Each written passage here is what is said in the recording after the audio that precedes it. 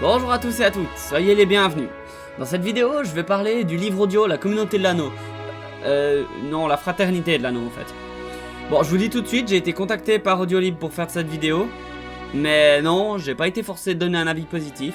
Mais quoi qu'il en soit, j'ai pas vu de raison de refuser. Parce que la demande était dans le thème de la Terre du Milieu. Allez, on attaque simplement, ce sera assez court je pense. Donc, le livre audio s'intitule simplement La fraternité de l'anneau et est lu par Thierry Janssen. Il est disponible sur le site audible.fr.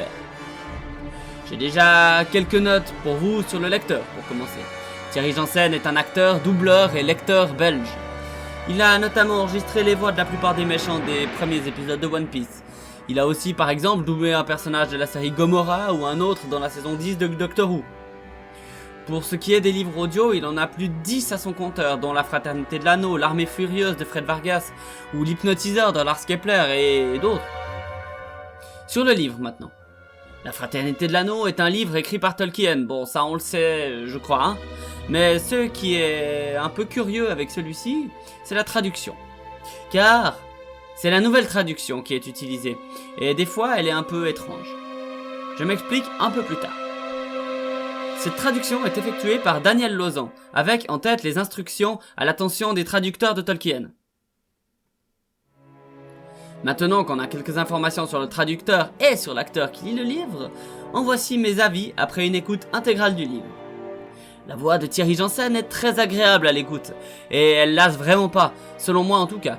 L'enregistrement est tout à fait clair et distinct, ainsi que son élocution, tout est ok. Je noterai un point tout particulier à son effort pour mettre une sonorité différente sur la voix de chaque personnage. Du coup, ça donne qu'on a vraiment l'impression d'avoir plusieurs personnages qui parlent et tout ça, et pas un seul type qui raconte l'histoire. Et c'est vraiment un bon point. Les légers soucis que j'ai eu avec ce livre audio sont vraiment pas dus à la lecture, mais plutôt à la traduction, que je trouve des fois trop éloignée de la version anglaise, là où la première était plus près du texte original. J'ai lu le livre en anglais, si jamais. Le sens de certains noms est totalement changé, ainsi par exemple le tournesol devient l'os rondule. Le vrai point fort de cette traduction, c'est les chansons, qui sont enfin données en vers et pensées plus loin qu'un simple texte traduit de l'anglais. La dernière chose que je dirais, c'est que la longueur du texte pourrait décourager plus d'une personne, car plus de 20 heures de texte, ça fait long quand même. Mais en écoutant chapitre après chapitre, quand on a un moment ou quand on fait un voyage en train ou je ne sais quoi, ça passe assez vite, c'est ce que j'ai fait moi-même. En général, j'ai vraiment aimé ça. Et j'ai vraiment écouté en fait, genre l'intégralité du truc.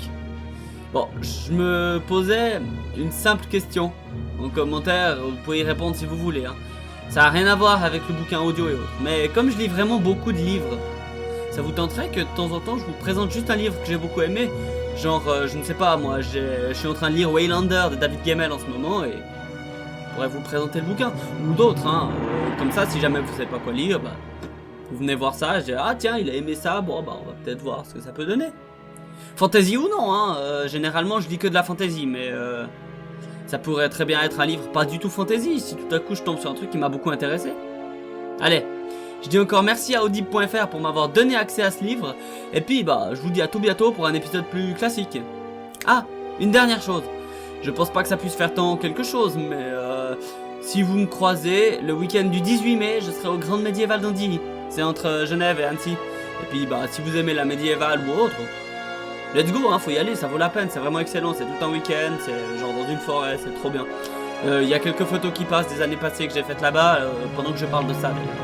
Voici quelques-unes. Donc si vous me croisez, n'hésitez pas à venir dire bonjour, ça me ferait vraiment plaisir. Alors, à plus en Terre du Milieu, et encore merci. Ciao!